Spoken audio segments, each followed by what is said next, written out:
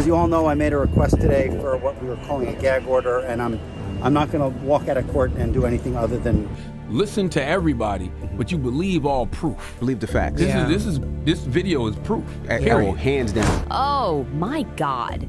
You won't believe what Diddy looked like in court. The once fabulous music mogul was absolutely unrecognizable. I'm talking bloated, disheveled, with this scruffy gray beard, a total shadow of his former self, that prison jumpsuit hanging off him like some tragic fashion statement. Can you imagine? The man who once ruled red carpets shuffling into court looking completely broken. The bad boy records king reduced to this? I'm still in shock. This is the same man who built an empire from nothing, who threw those legendary white parties in the Hamptons where everybody who was anybody would kill for an invitation. The same man who dated Jennifer Lopez and made Sean John a fashion powerhouse? Now he can barely hold his head up in that courtroom. The transformation is heartbreaking and shocking all at once. Sources say he's lost significant weight since his initial arrest, and not in a good way.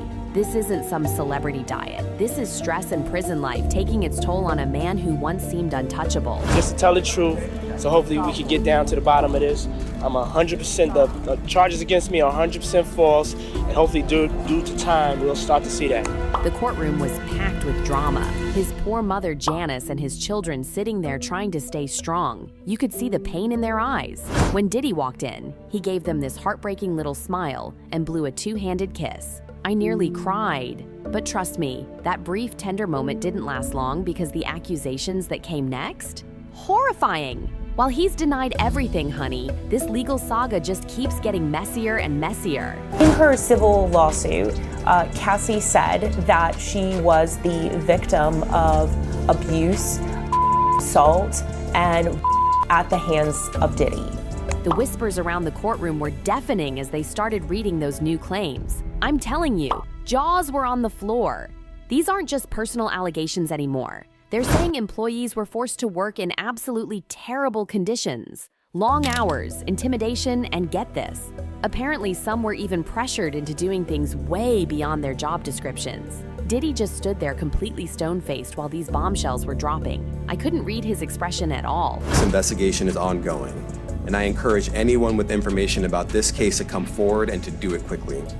And don't even get me started on that shocking surveillance video that's been everywhere. From 2016 showing that horrible altercation with Cassie in that hotel hallway, him chasing her, grabbing her. I couldn't even watch it all. But here's the twist that had everyone gasping. Diddy's lawyers claimed the video was fake. Can you believe the audacity? They're saying it was digitally altered to make everything look worse. His attorney, Mark Agnifilo, was practically shouting to reporters that it's not an accurate representation and they'll prove it was manipulated. The network fired back immediately saying they stand by the video 100%. And Cassie's lawyer? He basically called Diddy desperate, saying, "The truth cannot be edited." Savage. The judge has ruled that the rapper and producer Sean Diddy Combs will stand trial on federal trafficking and racketeering charges in May. He'll be held in prison until then. Sean Combs has pleaded not guilty to charges that he used his business empire to transport women and male workers across state lines to take part in recorded performances. If convicted, he could face a life sentence. The whole scene was absolutely surreal. On one side, Diddy, once the king of hip-hop empire, now fighting for his reputation. On the other, this growing army of voices demanding justice. Everyone's obsessed with whether that video will make it to trial, and if it does, game over. The speculation is reaching fever pitch. Real quickly, all that commissary stuff, he's not getting any of that because people in the shoe have an abbreviated list.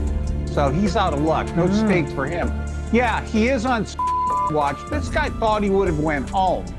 All of a sudden, he didn't get bond. Remember, the first night that he was there. Despite everything crashing down around him, Diddy somehow kept it together in court. At one point, he whispered something to his attorneys and was shaking his head like he couldn't believe what was happening. When the judge asked if he understood the charges, he looked him straight in the eye and said, "Yes, I do, sir." So firm. But insiders tell me he's absolutely falling apart behind bars. Being denied bail 3 times has him spiraling, especially since prosecutors are afraid he might tamper with witnesses. People do think that Diddy can help him, but this guy's going to be locked up forever. His case will probably take at least 3 years to litigate. He'll stay at MDC.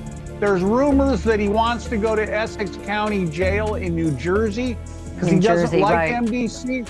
He's a Marshals inmate. There's no way they're going to transfer him back and forth, I don't know, several times a week. But you know Diddy, even facing decades in prison, he's still got that swagger. He kept looking at his family, giving them these reassuring nods like, don't worry, I've got this. His supporters see it as strength, but critics are calling it pure arrogance. The judge announced jury selection starts in May.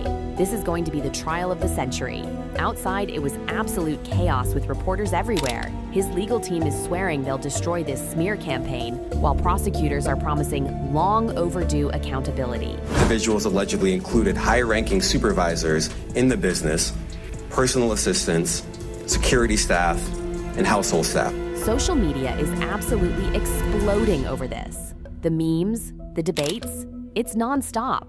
Some people are standing firmly with Cassie and the accusers, calling them so brave for speaking out. Others are questioning everything, suggesting Diddy's being targeted just because he's rich and powerful. This case has everyone taking sides and the arguments are fierce. This is very significant, just from who we associate Diddy being and everything we've seen him do over the decades. Like you said, this is quite the downfall to go from, I mean, we saw the mansions back in March that were raided by the feds. So to go from living in those mansions to being in the jail cell right now, I think it really underscores the magnitude of what he's facing and the weight of the federal government. This isn't just another celebrity scandal. This is something else entirely. The questions it raises about fame and responsibility are staggering, and trust me, this drama is far from over. Each new revelation makes things worse for Diddy. Just when you thought the video controversy couldn't get more shocking, more accusations surfaced about his business empire. It paints a truly disturbing picture of control and fear. Longtime fans are absolutely stunned. It's a question of that, but when you read through the indictment, it's pretty clear who could be indicted as a co-conspirator. Right now, there are people in the indictment who would be considered unnamed co-conspirators, but clearly have played a role in this conspiracy. And I think prosecutors have some big leverage on them because they're hoping that they testify against Diddy as prosecution witness. The allegations about his workplace are chilling. Court documents describe employees enduring extreme conditions, endless hours, no breaks, constant intimidation. Prosecutors say this wasn't just occasional bad behavior. It was a systematic pattern to maintain control. One anonymous employee called it a high-stakes pressure cooker where fear was the currency. Some were allegedly forced into arranging things that made them deeply uncomfortable, all under threat of professional and personal consequences. This goes way beyond being a demanding boss. That it opens yourself up to some negligence claims. Again, I don't know if Jay-Z is going to go that far, but certainly I think it does open himself up to some negligence claims. Maybe that was part of the reason why he dismissed with prejudice. I don't know. A former associate came forward anonymously, and their account is bone-chilling. They said working with Diddy was both inspiring and deeply unsettling. While acknowledging his genius, they admitted everyone lived in constant fear. You didn't want to make a mistake. You didn't know how he'd react. It was like walking on eggshells every single day. Meanwhile, his legal team is fighting everything. His lawyer, Mark Agnifilo, claims Diddy's only being targeted because of his success, calling it all an attempt to rewrite history and tarnish his legacy. It's filed by a man from California who claims Sean Combs raped him in 2009. The media frenzy is absolute madness.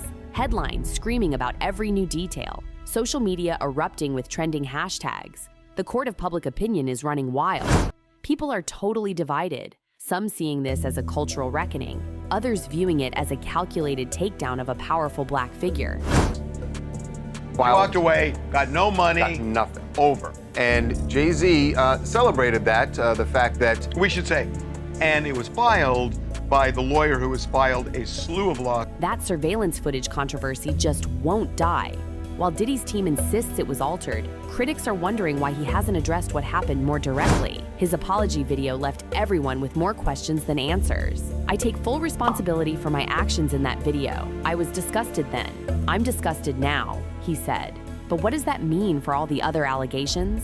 Cassie's lawyer, Douglas Wigdor, isn't backing down, calling the video a disturbing reminder of power dynamics and dismissing all tampering claims as desperate attempts to avoid accountability. It could be a disagreement regarding defense strategy, it could be a conflict, it could be a health issue, it really could be anything, and the paperwork doesn't identify it, nor should it.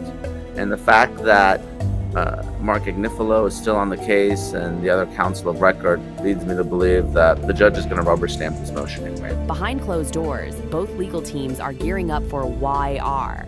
Prosecutors are hinting at more evidence and witnesses we haven't even heard from yet. Diddy's team is reportedly lining up character witnesses to testify about his generosity and leadership. His attorney claims he's not the monster people are trying to make him out to be. But sources close to Diddy say he's crumbling under the pressure. He's trying to stay strong for his family, but this is taking a huge toll. He feels like the world is turning against him. Other lawyers on the case, obviously a lot of the victims are female. They're going to want female lawyers on the defense team, especially during some of the aggressive cross-examination. That tends to be the conventional wisdom when you're dealing with victims who are alleged victims of assault or abuse. And then it could be a conflict with one of the victims themselves. Maybe maybe Rico consulted with them or even Cassie's team remains absolutely resolute. For her, this isn't just personal justice. It's about shining light on much bigger issues. A source close to her says, this is bigger than one person. It's about accountability and making sure no one else goes through what she did. Cassie has stayed mostly out of the spotlight, focusing on healing and family. The stakes couldn't be higher for both sides. For Diddy, it's his freedom and legacy on the line. For Cassie and the accusers, it's finally having their voices heard. The question everyone's asking, who will the jury believe? It has to be the defense, the consent. Because, look, sometimes you can argue that the activity never happened, right? You know, it wasn't me, defense. But this is not your typical assault case. There are a lot of people there, right? There are people that are arranging the workers. There are people that are setting up lights and cameras, booking hotel rooms. Obviously, Diddy has a large...